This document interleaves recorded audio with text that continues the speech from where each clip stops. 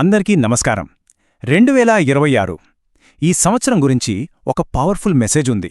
అదేంటంటే ఇది కేవలం ఒక సంవత్సరం కాదు, అదొక ప్రామిస్, ఒక వాగ్దానం అన్నమాట. సో ఈరోజు మనం ఆ వాగ్దానం వెనుకన్న అసలు సందేశమేంటి, దాని అర్థమేంటి, ఇంకా అదొక పక్కా ప్లాన్గా ఎలా మారబోతుందో చూద్దాం.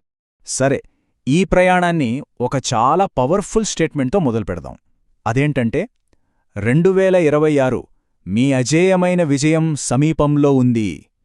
ఇది వినడానికి ఏదో ఆశాజనకంగా చెప్పిన మాటలా అనిపించొచ్చు, కాని కాదు. దీని వెనుక చాలా లోతైన అర్థం ఉంది. ఏంటో చూద్దామా? సో ఫస్ట్ పాయింట్ ఏంటంటే 2026ని ఒక విజన్గా చూపిస్తున్నారు.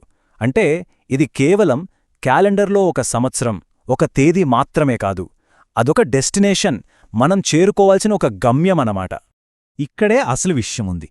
2026ను ఎలా వర్ణిస్తున్నారంటే, ఇప్పటిదాకా మనం నేర్చుకున్న ప్రతి పాఠం, ఎదుర్కొన్న ప్రతి సవాలు, అవన్నీ కలిసి ఒక పెద్ద సక్సెస్గా మారే సంవత్సరమట.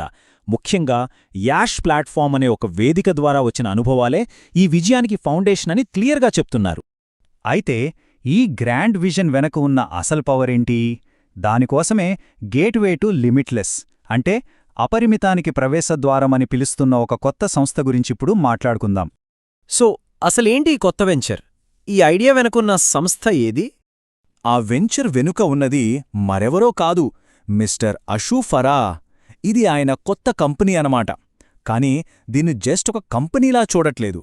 దాన్ని ఎలా పిలుస్తున్నారంటే అపరిమితానికి ప్రవేశద్వారం, ఇంకా అల్టిమేట్ ఎరీనా అని. చాలా పెద్ద మాటలు కదా ఇవి. సరే, ఈ అల్టిమేట్ ఎరీనా అని అంటున్నారు కదా, మరి ఇది ఎవరికోసం? సోర్స్లో చాలా క్లియర్గా చెప్పారు. ఎవరైతే క్వాలిఫైడ్గా ఉన్నారో వాళ్లకి, ఎవరైతే రెడీగా ఉన్నారో వాళ్లకి, ఇంకా ఎవరైతే గట్టి పట్టుదలతో ఉన్నారో వాళ్లకోసం.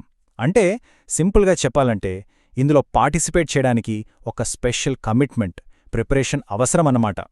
ఓకే, విజన్ ఏంటో చూశాం, అది ఎవరికోసమో కూడా చూశాం.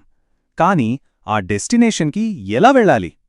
ఇప్పుడు మనం ఏంటి అనే ప్రశ్న నుండి ఎలా అనే ప్రశ్నకు వస్తున్నాం. ఆ స్వాధీనం చేసుకునే మార్గమేంటో చూద్దాం. ఈ జర్నీని ఒక 3 క్లియర్ స్టెప్స్గా డివైడ్ చేశారు. మొదటిది ప్రిపరేషన్, అంటే ఛాలెంజెస్ని అధిగమించడం. ఇక రెండవది పిలుపు కోసం వెయిట్ చేయడం, అంటే ట్రైనింగ్ కోసం రెడీ అవ్వడమన్నమాట. ఫైనల్గా మూడో స్టెప్ ఏంటంటే యాక్షన్.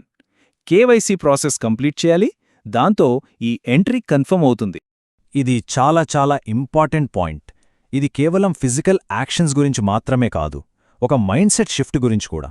ప్రిపరేషన్ స్టేజ్లో ఉండే హోప్, డౌట్ అంటే ఆశ, సందేహం నుండి పొజిషన్ స్టేజ్లో ఉండే సర్టెనిటీ, షెడ్యూల్ అంటే సంపూర్ణ నమ్మకం, ఒక పక్కా ప్లాన్కి మారాలి అని ఈ సోర్స్ గట్టిగా చెప్తుంది.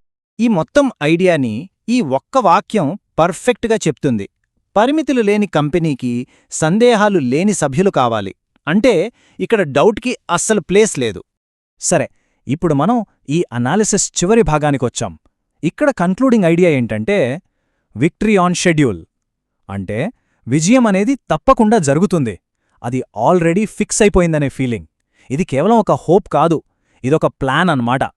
ఈ సింపుల్ కాని చాలా పవర్ఫుల్ ఫ్రేజ్ మొత్తం మెసేజ్ని ఒక్క మాటలో చెప్తుంది. ఒక ఆశ అనే స్టేజ్ నుండి ఒక షెడ్యూల్ అనే రియాలిటీకి మారడం. ఇక్కడే ఈ అనాలిసిస్లో మనం గుర్తుంచుకోవాల్సిన మెయిన్ పాయింట్ వస్తుంది. మన విజయం ఇకపై ఒక ఆశ కాదు, అది ఒక షెడ్యూల్. అంటే జరగబోయేది ఏదో కోరిక కాదు, ఒక ప్లాన్ ప్రకారం జరగాల్సిన ఈవెంట్గా చూపిస్తున్నారు. సరే, ఈ మొత్తం విశ్లేషణను ఒక ఆలోచింపజేసే ప్రశ్నతో ముగిద్దాం. అదేంటంటే ఒక వాగ్దానం, ఒక ప్రామిస్ కాస్త ఒక షెడ్యూల్గా మారినప్పుడు అసలేం జరుగుతుంది? ఒక్కసారి ఈ మార్పు గురించి ఆలోచించండి.